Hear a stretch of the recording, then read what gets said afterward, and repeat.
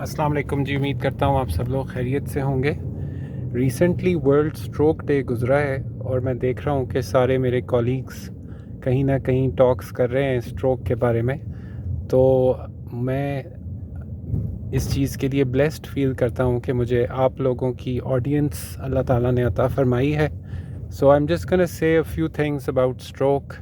Stroke जिसे हम उर्दू ज़बान में फालिज कहते हैं, एक नहायत ख़तरनाक बीमारी है, क्योंकि इसकी वजह से दुनिया में बेशुमार लोगों को माजूरी हो जाती है। और ये माजूरी बड़ी उम्र की माजूरी होती है, जबकि इंसान ज़िम्मेदारियों में घिरा होता है, जबकि इंसान को बहुत से जो है मसरूफ़ियात में एक्टिव होने की ज़रूरत होती है। तो उस वक्त अचानक ये फालिज की बीमारी एक आप कहें कि जैसे आसमान से बिजली गिरती है उस तरह आके गिर पड़ती है। और इससे या तो एक तरफ की वीकनेस जिसे हम पैरालिसिस भी कहते हैं, या फिर बोलने में दिक्कत जिसे हम एफेजिया बोलते हैं, या फिर एक साइड का सुनपन, या फिर चेहरे पे एक साइड पे एसिमेट्री यानी एक साइड का चेहरा ढलक जाता है। ये बीमारी इतनी ख़तरनाक इस वजह से है कि इसमें अमूमन एक क्लॉट दिल या गर्दन की शरियानों से निकल के दिमाग की शरियानों में चला जाता है और दिमाग के एक हिस्से को खून पहुंचने के अमल को रोक देता है।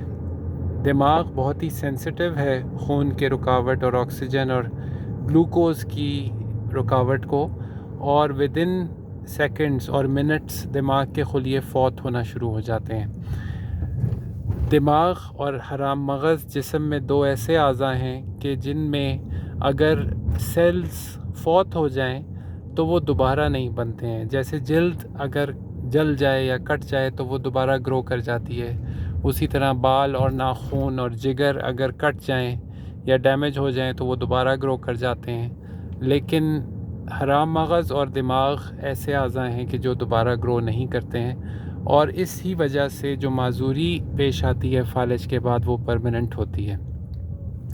दूसरे किस्म के फालिज भी होते हैं, जैसे कि ब्रेन हेमरेज जिसमें दिमाग की रग फट जाती है, और सब अरैक्नोइड हेमरेज जिसमें भी दिमाग की रग एक एरिया पे वीकनेस यानी एन्यूरिज्म होने की वजह से फट जाती है।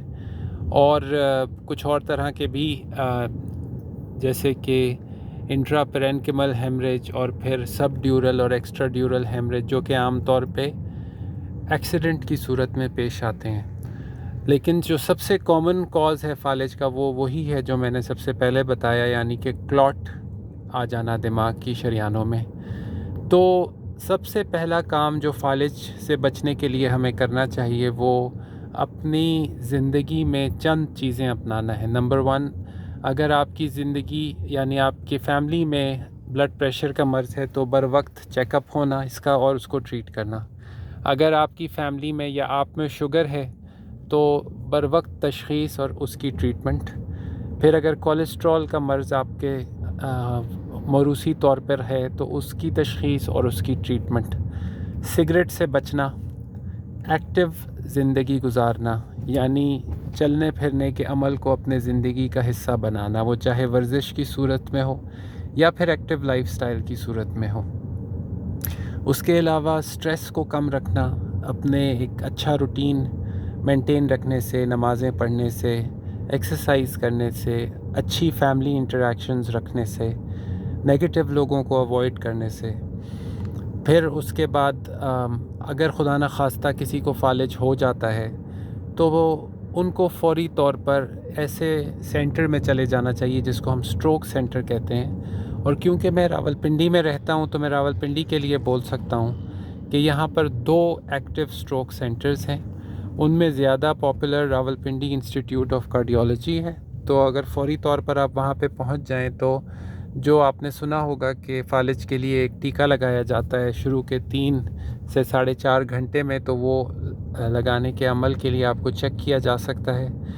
और दूसरी जगह है मिलिट्री हॉस्पिटल सदर रावलपिंडी, यहाँ पे भी स्ट्रोक सेंटर है और यहाँ पे वो TPA इंजेक्शन के साथ साथ जिसे न्यूरो इंटरवेंशन कहते हैं, यानी एंजियोग्राफी के ज़रिए से दिमाग का क्लॉट निकालने की कोशिश भी कर सकते हैं।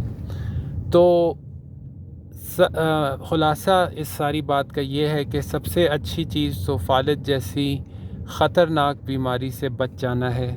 लेकिन अगर आप ये ट्रेन मिस कर चुके हैं तो विजिलेंट रहना कि फ़ालिज की अलामतें अचानक आ जाती हैं, आसमान से बिजली की तरह आ जाती हैं। एक साइड की वीकनेस या सुनपन या बातचीत का अचानक बंद हो जाना फ़ालिज की अलामत हो सकती है।